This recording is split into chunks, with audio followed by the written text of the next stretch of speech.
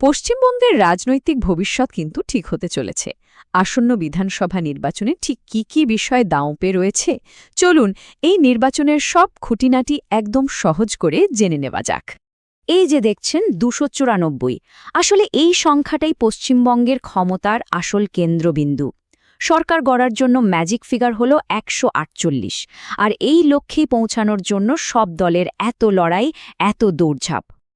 আর এই বিশাল সংখ্যাটা মানে প্রায় ৭.৫ কোটি, এনারাই কিন্তু সেই ভোটার যাদের হাতে রয়েছে পশ্চিমবঙ্গের ভবিষ্যতের চাবিকাঠি। সংখ্যাটা এতটাই বড় যে এটা ভারতের অন্যতম গুরুত্বপূর্ণ একটা রাজ্য নির্বাচন হয়ে উঠেছে। বেশ, প্রথম পর্বে দেখে নিই প্রধান জোটগুলোকে। তো এই যে এত বড় একটা ক্ষমতার লড়াই, কারা আছে এর ময়দানে? চলুন প্রধান খেলোয়াড়দের একটু চিনে নেওয়া যাক। দেখুন, পশ্চিমবঙ্গের রাজনৈতিক ময়দানটা কিন্তু মূলত চতুর্মুখী। একদিকে মমতা বন্দ্যোপাধ্যায়ের নেতৃত্বে ক্ষমতাসীন তৃণমূল জোট, অন্যদিকে প্রধান বিরোধী হিসেবে আছে শুভেন্দু অধিকারীর নেতৃত্বাধীন বিজেপি। এছাড়াও বামফ্রন্ট এবং কংগ্রেসও কিন্তু নিজেদের জায়গা ধরে রাখার জন্য লড়ছে। এই স্লাইডটা কিন্তু খুব ইন্টারেস্টিং, কারণ এটা নির্বাচনের মূল আদর্শগত লড়াইটা একেবারে সামনে নিয়ে আসছে। তৃণমূলের প্রচারের ফোকাসে রয়েছে বাঙালি সত্তা আর পরিচয়, আর অন্যদিকে বিজেপির মূল অস্ত্র হল হিন্দুত্ব এবং তৃণমূলের বিরুদ্ধে তোলা ভয়ের শাসনের অভিযোগ। জোটের রাজনীতিতে সিট শেয়ারিং বা আসন বন্টন কিন্তু একটা দারুণ কৌশল। এখানে সেটাই দেখানো হচ্ছে। তৃণমূল বা বামফ্রন্টের মতো জোটগুলো কি করে নিজেদের শরিকদের মধ্যে আসন ভাগ করে নেয়।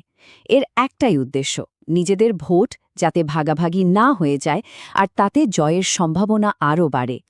বেশ, দলগুলোর কথা তো হলো, এবার দ্বিতীয় পর্বে আসা যাক।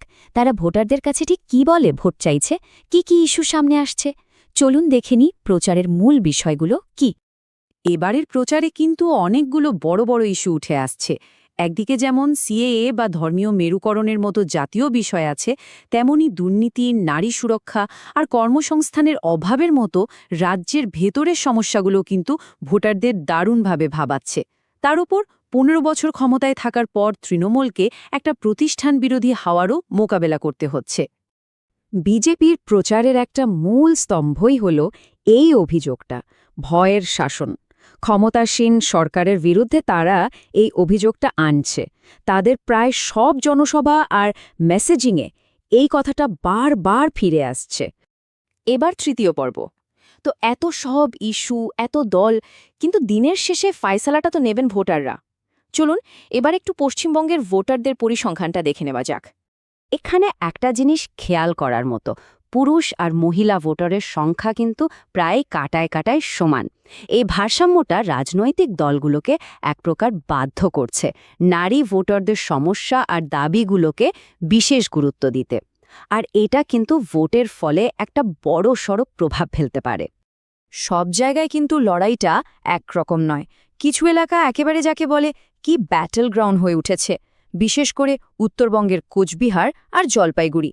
ভোটের প্রথম পর্বেই এখানে সব বড় বড় দলের হেভিওয়েট প্রার্থীদের লড়াই দেখা যাবে, যা হয়তো পুরো নির্বাচনের গতিপথই ঠিক করে দেবে।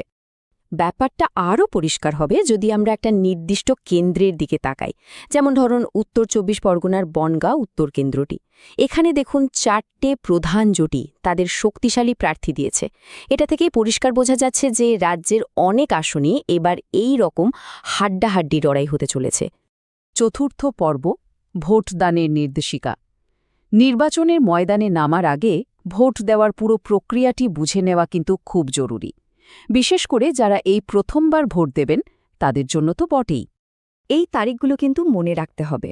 ভোট হবে দুটো দফায়, ২৩ এপ্রিল আর ২৯ এপ্রিল। আর সব জল্পনা কল্পনার অবসান হবে ৪ মে। সেদিনই ভোট গণনা আর ফলাফল ঘোষণা করা হবে। ভোটের দিন ঘাবড়ানোর কিচ্ছু নেই, এই সহজ ৪টে ধাপ মনে রাখলেই হবে। প্রথমে নিজের ভোটের তারিখটা জেনে নিন, তারপর আপনার পোলিং বুথ কোনটা সেটা খুঁজে বের করুন। অবশ্যই ভোটার আইডি কার্ডটা সঙ্গে রাখবেন, আর তারপর নিজের ভোটটা দিয়ে দিন। এবং সবশেষে পঞ্চম পর্ব। প্রচার তো চলছে জোর কদমে, কিন্তু হাওয়া কোন দিকে? জনমত সমীক্ষাগুলো কি বলছে? চলুন নির্বাচনের সম্ভাব্য ফলাফলের দিকে একবার চোখ রাখি। এই চার্টটা দেখুন, আসল কথাটা হলো সাম্প্রতিক সমীক্ষাগুলো বলছে লড়াইটা হবে একেবারে হাড্ডাহাড্ডি। তৃণমূল আর বিজেপির মধ্যে একটা রুদ্ধশ্বাস লড়াইয়ের ইঙ্গিত মিলছে। আসনের ব্যবধান খুব কম হতে পারে, যার মানে হলো নির্বাচনের ফলাফল যে কোনো দিকেই যেতে পারে। তাহলে শেষ পর্যন্ত কি হবে? পরিচয়, শাসন নাকি উন্নয়ন? কোন বিষয়টা পশ্চিমবঙ্গের ভোটারদের মন সবচেয়ে বেশি জয় করবে? রাজ্যের পরের অধ্যায়টা কোন পথে এগোবে তার উত্তর তো সময়ই দেবে। अगर आपको ऐसे वीडियो पसंद आते हैं तो नेक्सोरा चैनल को सब्सक्राइब और फॉलो करना मत भूलिए।